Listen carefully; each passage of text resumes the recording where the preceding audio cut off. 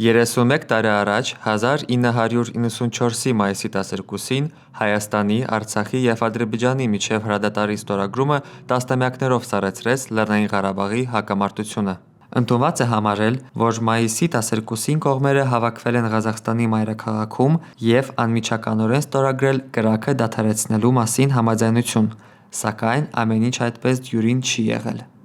Դա եղել է ընդամենը հայտարարություն, կողմերին հայտարարություն է եղել, որ դիմում, սենց ասենք, էլի, որ պետք է ստորագրել կրակի դադարեցման փաստաթուղթ, այսպիսին էր։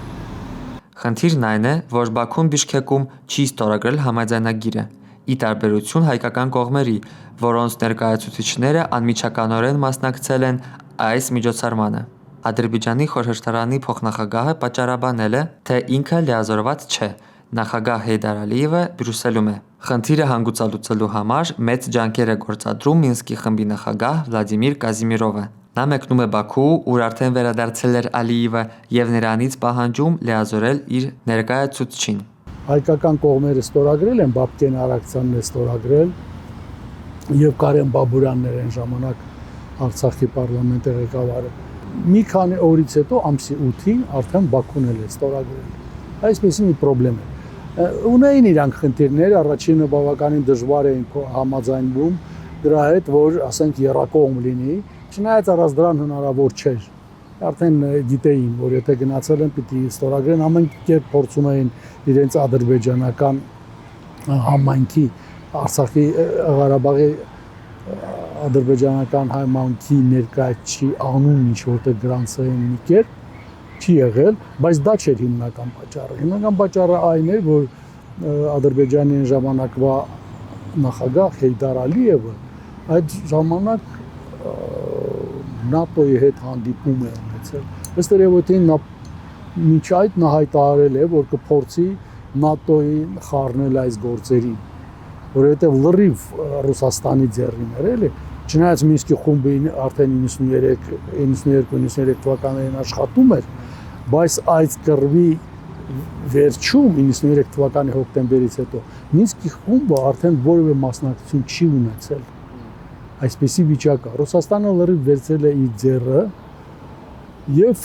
դրա համար Ալիևը փորձում էր ինչ որ ձևով ՆԱՏՕ-ի միջոցով։ Մինչև այդ իրադարձությունները սրընթաց էին զարգանում։ 1993-94 թվականներին ձմռանը Ադրբեջանում իշխանությունը զավթած Հեյդար Ալիևը խոշորածավալ ռազմարշավ էր նախաձեռնել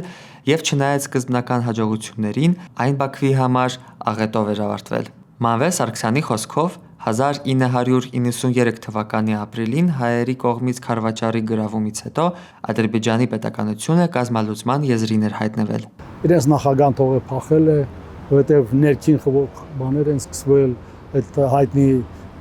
գնդապետ Ջիրաբադից ժամանակ Ջիրաբադ Սուրեդ Հուսեյնովի, որը Բաքուն գնաց գրավեց իշխանություն բան, այսինքն Ադրբեջանը փլուզվել է։ Հասկանում եք, այդ փլուզումը եղել է եւ իշխանության, եւ բանակի, եւ ադմինիստրացիաների քաղաքացիական, եւ հասարակության։ Շատ կարեւոր բան է։ Այսինքն մինչև 93 թվականի դեկտեմբերը այդ process-ը գնում էր։ Որ դրան բերեն ուրեմն սարքեն նախագահ Ադրբեջանում, որ ինչ որտեղ կարգավորի վիճակը, երևի այն հույսով, որ այ մենք կօգնենք, կգա, նա ինչ որ բաներ խոստացած կլինի, ու ասենք կշարունակվի process-ը։ Ռուսաստանն ուզում էր, որ ինչ որ բալանս լինի, չէ՞։ Չէ, Ռուսաստանը արեց դա,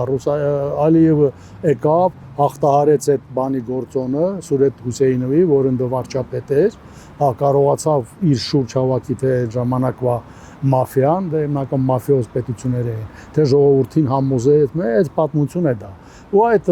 բանին դուրս շպրտեց Սուրեդ Հուսեյնովին, որից հետո պարլամենտի ղեկավար դարձավ։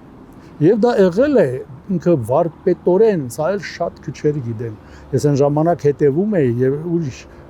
մարդիկ էլ են հետևում, պաշտոնյաներ կամ էքսպերտներ ավելի շատ էլի, ոնց նա եկավ հասավ այդ պարլամենտի ղեկավարության, դրանից հետո էլ նախագահի։ Նա փայլուն օգտագործեց այն process-ը, որտեղ որ շրջանները հանձնվում էին։ Փաստորեն 5 շրջան հանձնելով նա եկավ իշխանության։ Իրան հերոսի դիդրոս կարողացավ իր համար ստեղծի։ Սարգսյանի վկայությամբ Պաշտպանության բանակի ստորաբաժանումները 1993 թվականի հարավային հորադեսի ուղղությամբ 20 կիլոմետրով ավելի հեռու էին, քան համաձայնագիրը ստորագրելու պահին։ Հորադիզում, հարավում եղավ իհարկե շատ ավելի բարդ վիճակ։ Այդտեղ շատ ինտենսիվ էին ռուսները աշխատում, մեր զորքերի մեջ խուճապ մցել։ Խուճապն էլի չգիտես ոնց ա եղել, բայց ասել են, որ հետևից Իրանից ադրբեջանցիք մտել են։ Մերոնք շատ առաջ էին։ Այն գծից 94 թվականին 20 կիլոմետր առաջ էին։ Եվ այդ պանիկան ընկավ, որ հետևը ադրբեջանցիք են, որոնք մտել են Իրանից։ Սկսել են հետ խոճապահար, հետ մենք ահագին զոհեր այդտեղ, շատ զոհեր տվին։ Եկան այդ գծի վրա կանգնեցին։ Ալիևը արդեն ինչ որտեղ արդարացրեց իր փրկչի խնդիրը, հերոսի բան ստացավ, եկավ, վերջապես խփեց, հայերը հետ գնացին եւ այլ։ Ու երևին դա թաքցրել են այդ Քարվաճարի օպերացիան, այս մեկն է ներկայացնել, պարզապես իհարկե ռուսական քաղաքականության փոփոխություններ լրջագույն։ Բնական է այս վիճակում արդեն իսկ պիտի խոսվեր ինչ որ ձևով կանգնեցնել այդ պատերազմը, որովհետեւ բոլորն էլ տեսնում են, որ ամեն օր զոհեր է բերում։ Վերադառնալով Բիշկեկյան համաձայնագրին, փորձագետը նշում է, որ дրա արդյունքում բոլոր կողմերը ընդամենը ժամանակավոր ստատուս քվո են ստացել։ Այդ пահին ամրագրելով գետնի վրա իրողությունը։ Статус кво отображал логику юридического военно-политического контроля. Արցախի նախկին պետական գործիչը պատմեց նաև, որ արդեն ԵԱՀԿ եւ ՄԱԿ փաստաթղթերում դրամագծորեն հակառակ ձևակերպումներ հայտնվեցին հեռանկարում Արցախի կարգավիճակի շուրջ, սակայն չնայած дրան Ադրբեջանի իշխանությունն աստիճանաբար հաշտվում էր իրողության հետ, որ Լեռնային Ղարաբաղը չի կարող վերադարձնել։ Один единственный документ существовал, решение Совета министров о 92 года, вот известный, по которому Минский процесс вот этот создался, да, 24 марта. Там конфликт по-другому. Там сказано конфликт в Нагорном Карабахе и вокруг него. Там никакого Азербайджана, никакой принадлежности нет к Азербайджану. Поэтому нынешний Ильхам Алиев, президент Азербайджана, неоднократно сказал, что мы знали, что мы никогда на конференции, если будет мирной, мы Карабах не получим. Никакого шанса у нас никогда не было. Об этом говорит и бывший министр иностранных дел Товфик Зульфигаров. Все прекрасно знали, что никогда при решении это не будет. Это останется Арменией. Արթուր Մաղաքյան, Գևորգ Սյանոսյան, Renews Armenia.